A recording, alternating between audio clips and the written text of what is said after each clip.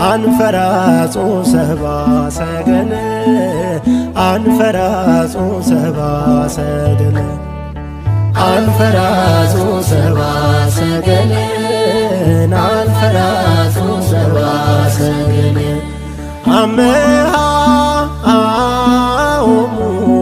አምጽኡ መድመመ አምሃ አምጽኡ መድመመ በስመ አብ ወወልድ ወመንፈስ ቅዱስ አሃዱ አምላክ አሜን።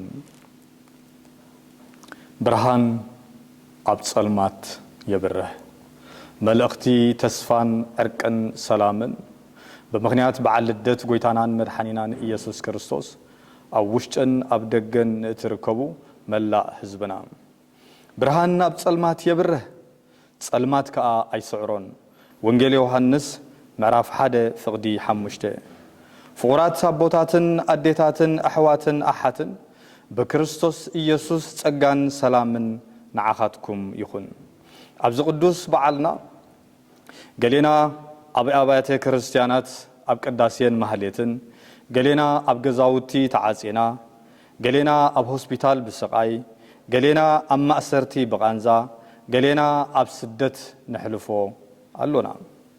ይኹን እምበር ልደት ጎይታናን መድኃኒናን ኢየሱስ ክርስቶስ በሓደ መንፈስ ነብዕሎ ምህላውና ከም ክርስቲያናት ሓጎስ ይስማዓና።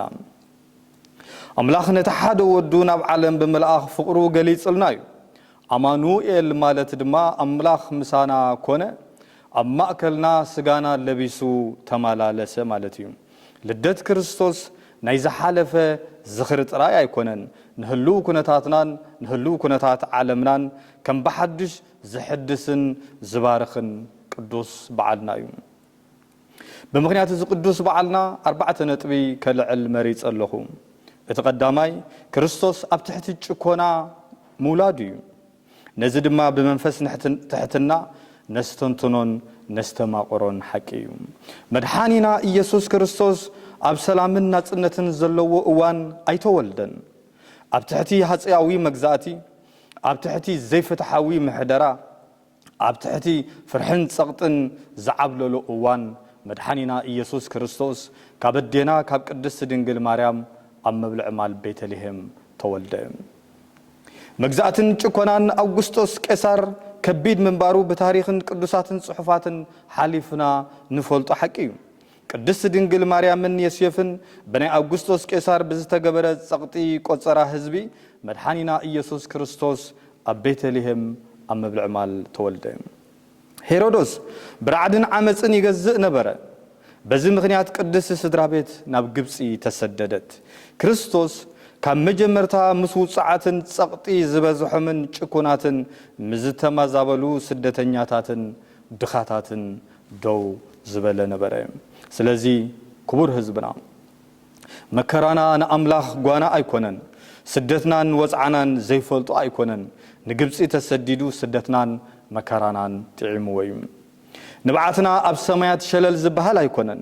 መብልዕ ማል ቤተልሔም ብቐጥታ ንታሪኽናን ህሉ ኩነታትናን ዝምስክርን ዝዛረብን እዩ።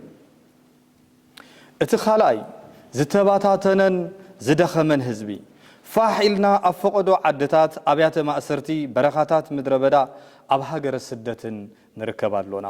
ስድራ ቤት ተኻፋፊለን መንእሰያት ተባታቲኖም መራሕቲ ሃይማኖትን መራሕቲ ፖለቲካን ዓመፅትን ጸቐጥትን ተቐይሮም እቲ ዝሕዝን ድማ ፍርሕን ዓመፅን ጸቕጥን ኣብ ቅዱሳት ቦታታት ከይተረፈ ኣትዩሎም።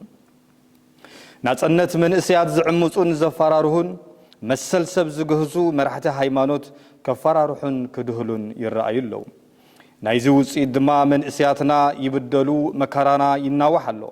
መራሕቲ ሃይማኖት ጸሊኦም ኣብ ገዝኦም ዝተዓጸው ምእመናና ውሑዳት ኣይኮኑን።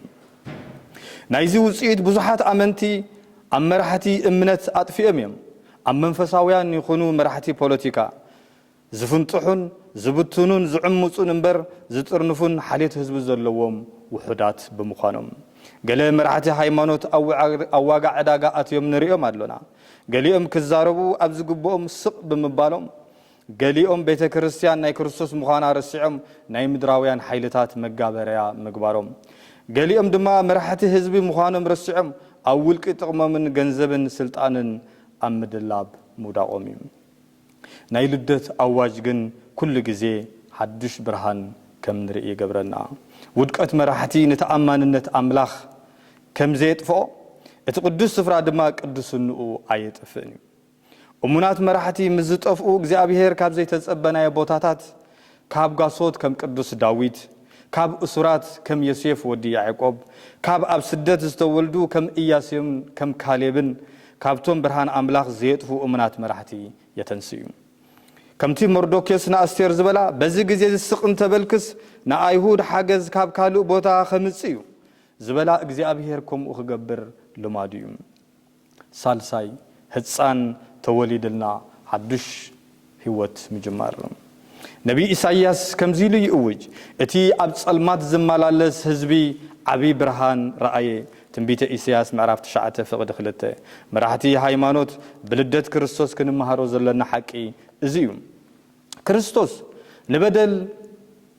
ንበደል ከጽንዕ ኣይተወልደን ንጭኩናት ክባርኽን ከተባብዕን እውን ኣይተወልደን ንድኻታት ከበስር ንምሩኻት ክመልስ ንዕውራት ምርኣይ ንጉፉዓት ምውፃእ ሓራ ፍትሕን ሰላምን ኣብ መንጎ ደቂ ሰባት ከወስር መድሓኒና ኢየሱስ ክርስቶስ ካብ ኣዴና ካብ ቅድስት ድንግል ማርያም ኣብ መብልዕ ማል ቤተልሔም ተወልደ ራብዓይ ናይ መወዳእታን ጻውዒት ዕርቅን ሓድነትን ፍቁራት ኣሕዋትን ኣሓትን ዕርቂ ማለት በደል ምርሳዕ ማለት ኣይኮነን ሓድነት ማለት ኣብ ቅድሚ በደልቲ ስቕ ምባል ኣይኮነን ሓቀኛ ዕርቂ ብሓቅን ብንስሓን ብፍቕርን ዝምራሕ ብፍትሒ ዝጅምርን ዝረጋገጽን እዩ ብፍላይ ንመራሕቲ ሃይማኖት እብል ኣለኹም ከምቲ ኢያሱ ዝበሎ ንመን ከም ተገልግሉ ሕጂ ምረፁ ዝበለ ምርጫና ከም ኢያሱ ክኸውን እዛኻኽር ንዓመት ዘበለ ንዒቕና ንሓቅን ፍትሕን ርትዕን ሰላምን ብሓዱሽ መንፈስ ክንጅምሮ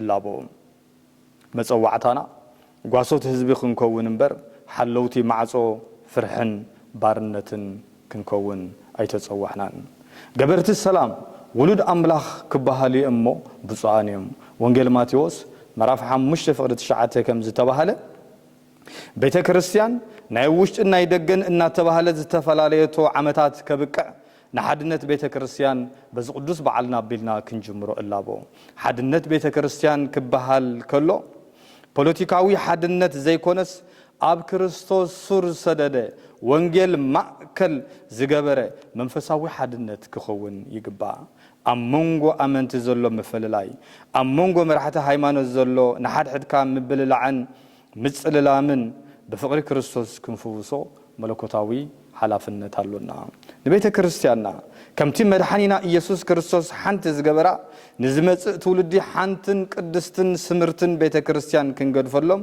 ሓላፍነትና ክንዋጻእ ይግባእ ክቡር ህዝብና ኣብያተ ማእሰርቲ ኣብ ዝመልኣሉ እዋን እግዚአብሔር እሙኑን ህያውን እዩ ለይቲ ዘይወግሕ ኮይኑ ኣብ ዝስምዓና ጸልማት ይወግሕ እዩ ኣብዚ ቀረባ እዋን ዘይልሙድ ምፍታሕ እሱራት ኣብ ሃገርና ዝሰማዕናዮ እዚ ዝምስገን ኮይኑ ኣብቶም ዝተረፉ ካህናት መካነ ህይወትን ኣቦታትና ገዳማውያንን ኣቦታትና ካቶሊካውያንን ኣሕዋትና ወንጌላውያንን ብሓፈሻ ብግፍዒ ዝተኣሰሩ ደቂ ሃገርና እቲ ምፍታሕ እሱራት ክቕጽል እላቦ ብርሃን ኣብ ጸልማት የብርህ ጸልማት ከዓ ኣይስዕሮን ደጊመ ብሩኽ ቅንያት ልደትን ሓድሽ ዓመትን ይግበረልና ይብል ክብሪ ንኣምላኽ ኣብ ኣርያም ሰላም ከዓ ኣብ ምድሪ ምስቶም ስምረት ኣምላኽ ዘለዎም ሰባት ይኹን ካብ መድሃኒ ዓለም ቤተ ክርስቲያን ማንቸስተር ዓባይ ብሪጣንያ ሰላም